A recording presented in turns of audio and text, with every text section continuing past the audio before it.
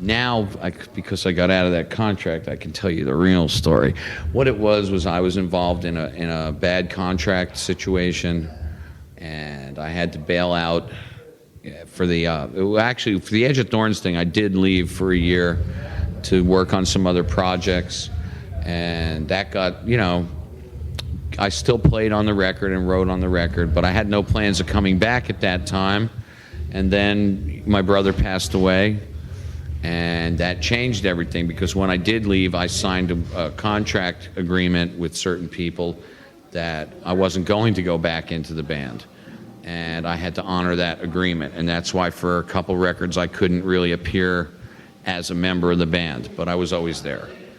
But they can't do nothing about it now.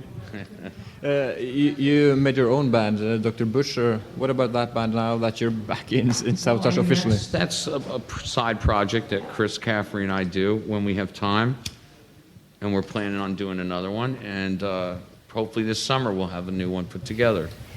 You do most of the songwriting with Mr. O'Neill, the producer for Savatage. Should he be a member of the band? He is. He's like our, George Martin was as much a part of the Beatles music as the Beatles were. So, Paul O'Neill is like our George Martin, and he is very, very intricate and very important to what we do. So, he is like a member, as close to being a member as you could be without actually being on stage with us. So he's there spiritually. Actually, right now he's in the studio with the Trans-Siberian Orchestra stuff that we do also. So they're getting that done ahead of time, and we're really busy. We got a lot of stuff going on, and we're just going to try to keep it going the best we can. Keep putting out those records. Now you're promoting your new album, The Wake of Magellan.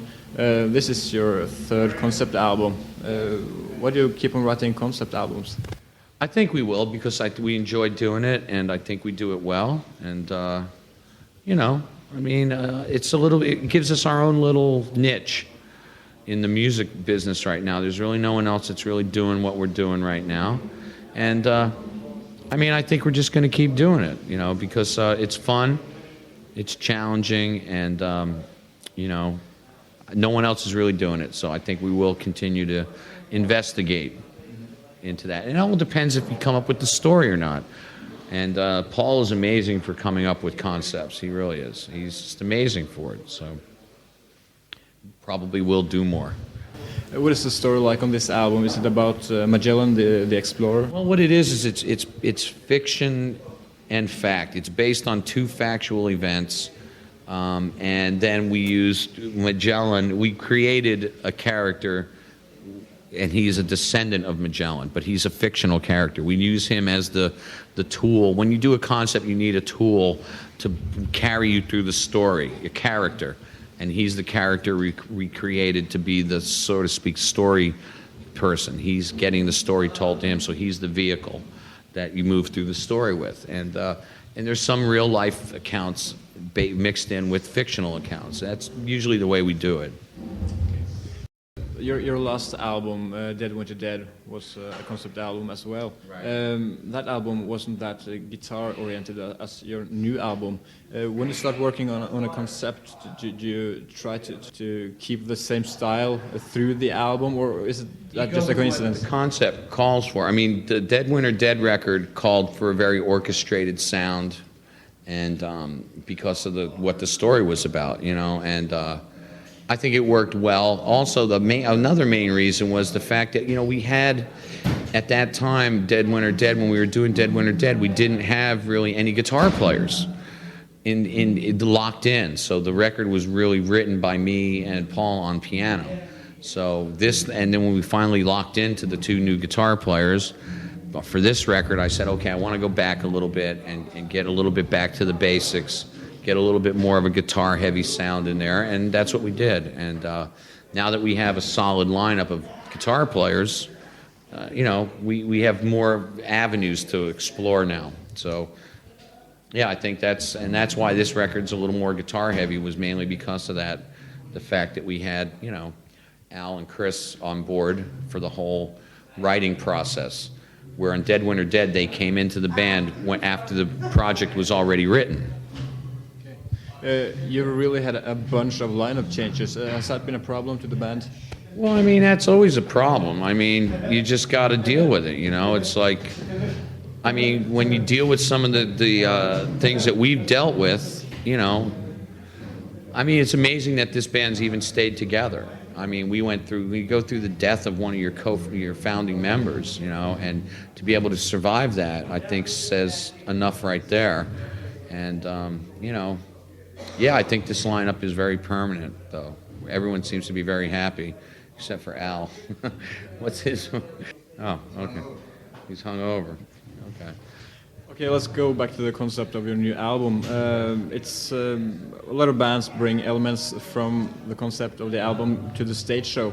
What about you?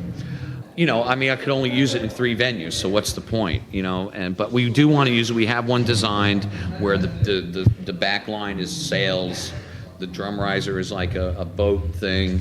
But it's like, where am I gonna put it?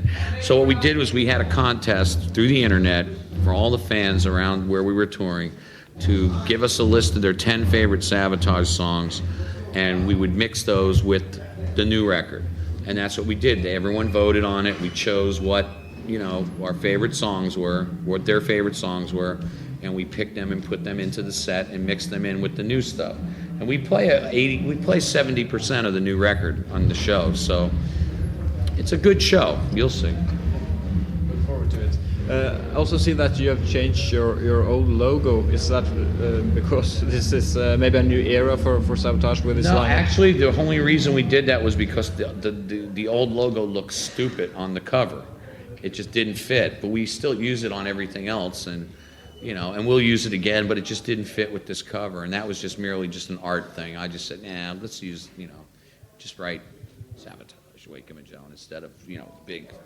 It just didn't look good. It looked corny to me. I mean, that was just my opinion. So. I saw a camera inside the hall. We'll be shooting some footage with your new lineup. You're a great live band, and you got this live in Japan video from '94. Now you got a new lineup, or you make another live concert? Well, we're doing a lot of filming on this tour, and it's mainly for TV specials. We're doing an hour Viva special, and tonight is I don't even know who's here tonight. I think it's Bravo or somebody, but. I mean, yeah, we're getting some TV coverage, which is good with the new guys, and we'll see what happens. You know, the coverage is good. The TV coverage is better. Records. Yeah, sure. Now you're on an extensive European tour. As far as I understand, you're not doing anything back home in the States. Not until springtime. Before we come back for the festivals, we're doing a 6-week run in the States. But our record doesn't come out in the States till January 20th anyway, so there's no sense in doing anything there when there's no record out. So that's why we decided to release in Europe first this time, so we could tour, and then release in America, and we could tour, and the record would still be new in America. So that's just a business decision. A lot of people consider Streets as the best Savatage album ever. I remember you were talking about making a movie out of that CD or making a musical. Have you got any further plans? There's been talk about an animated special for that, and I mean, there's so much going on right now that it's kind of been temporarily shelved, and I don't know what's going on with that. It's something that's totally in the hands of my management and the record company, and I don't know what they're going to do. I mean, the last talk I heard about that was they were talking to people about doing an animated special, so we'll see what happens. You still sing a bit. Will you be doing any lead vocals in the show tonight? Absolutely. Quite a bit. More than people think. I hope that's an added little extra surprise for them. So. You used to play some rhythm guitars. Now that there are 2 guitar players in the band, I guess you're staying behind the keyboards. I have retired since I found this, I have retired my guitar playing forever. I no longer need to pick up the old 6-string. I got two of the best guitar players in the world, especially this guy. Two of the angriest. And two of the angriest, but he still loves me. You outlove everybody else's. You need to find our friend. Finally, Mr. Oliva, do you have a live favorite from the new album? A live favorite, Hourglass. Oh, by far, that's my favorite song on the record. And it's all right. I hate it. No, but it's great to play live. It's because it really shows all points of the band. It shows the great singing, backup singing, the power, the orchestration, the counterpoints. It's our feature song of the night, I think. So, and we pull it off live too, and it's tough.